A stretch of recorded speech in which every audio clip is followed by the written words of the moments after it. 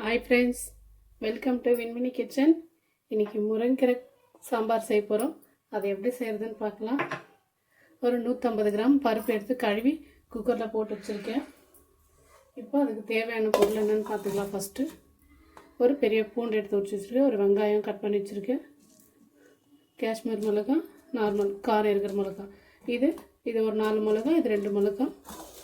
தக்காளி ஒரு 3 தக்காளி மீடியம் சைஸு. இப்போ ஒவ்வொன்றா இதை போட்டுக்கலாம்.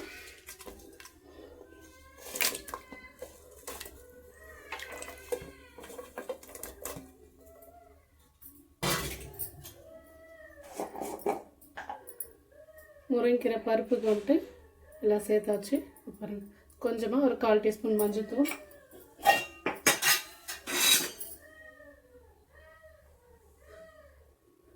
எண்ணெய் ஒரு டீஸ்பூன் அவ்வளோ எண்ணெய் ஊற்றிருக்கு.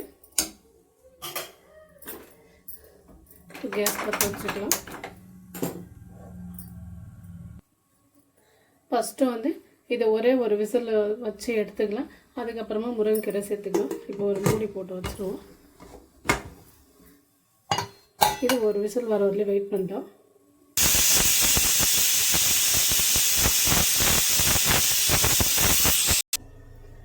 நம்ம ஒரு விசில் வச்சு ஆஃப் பண்ணியிருக்கேன். பாருங்கள், விசில் ஆறிடுச்சு. திறந்து பார்க்கலாம்.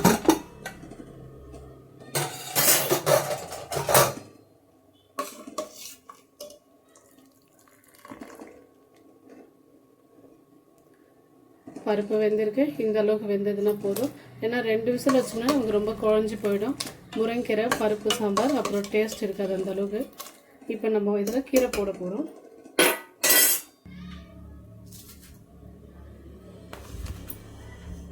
பாருங்க, முருங்கீரை உருவி தண்ணியில் போட்டு கழுவி சுத்தம் பண்ணி எடுத்து வச்சுருக்கிறேன்.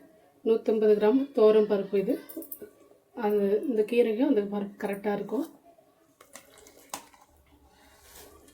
கேஸ் ஆன் பண்ணிக்கிறப்போ 10 வச்சுட்டு இருந்து ஃபுல்லாக ஆனில் வைக்கிறேன்.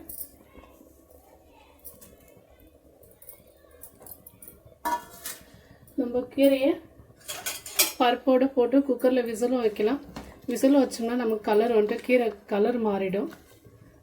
இந்த மாதிரி வைக்கும்போது க்ரீன் கலர்லேயே இருக்கும். கொஞ்சம் க்ரீன் கலரில் இருந்தால் நமக்கு பார்க்கவும் நல்லாயிருக்கும், சாப்பிட்றதுக்கு கொஞ்சம் டேஸ்ட்டாக இருக்கும். சில நேரம் நம்ம பருப்பும் கீரையும் ஒன்றா விசில் வைக்கும்போது கசப்பு வந்துடும்.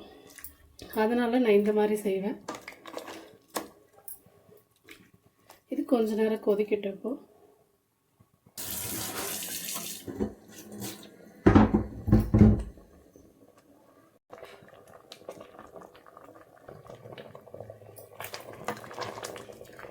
பாருங்கள், கீரை நல்லா வெந்துடுச்சு.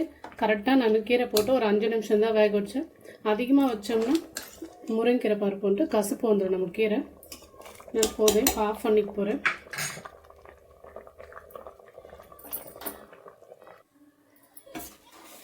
கீரை இப்போ கடைஞ்சிக்கலாம். நம்ம இல்லை பருப்பு சட்டியில் போட்டு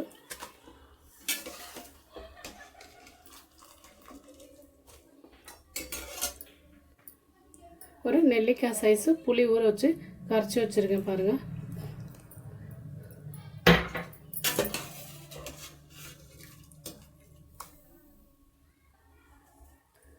பின்ன இந்த கீரைக்கு உப்பு போடல.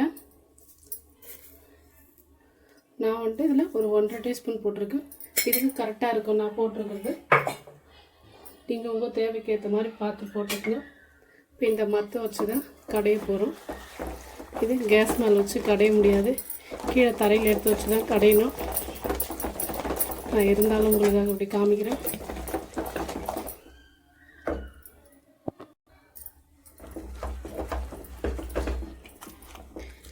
மிளகாய் தக்காளி எல்லாம் இந்த அளவுக்கு மசிஞ்சதுன்னா போதும். அதிகமாக மசியணுன்ட்டு ஒன்றும் இல்லைங்க, இந்த அளவுக்கு இருந்தால் போதும். இந்த பருப்பு வேக வச்ச தண்ணி இது மொத்தமாக இதில் சேர்த்துருவோம். பாத்திரம் நல்லா சூடாகிடுச்சுங்க. கீரை குழம்பு தாளிச்சிக்கலாம். முருங்கீரை பருப்பு சாம்பார்,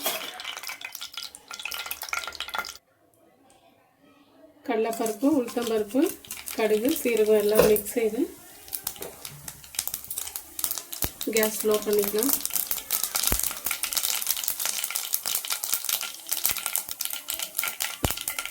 காஞ்ச மிளகாய் ஒன்றே ஒன்று,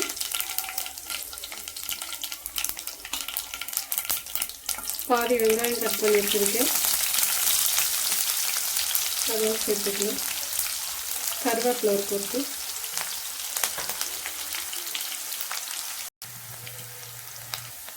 இந்த டைமில் பெருங்காயம் ஒரு சிட்டிக்கை சேர்த்துக்கலாம்.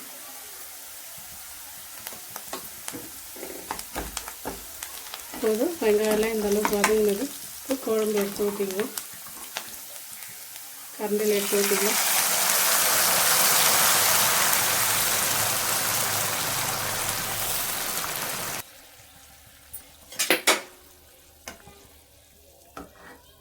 முருங்கைக்கீரை பருப்பு சாம்பார் ரெடி ஆகிடுச்சு.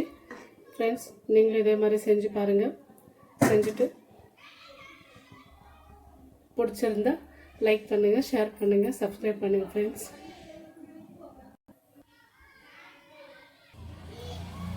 நம்ம வேறு ஒரு பாத்திரத்தில் மாற்றிக்கலாம்.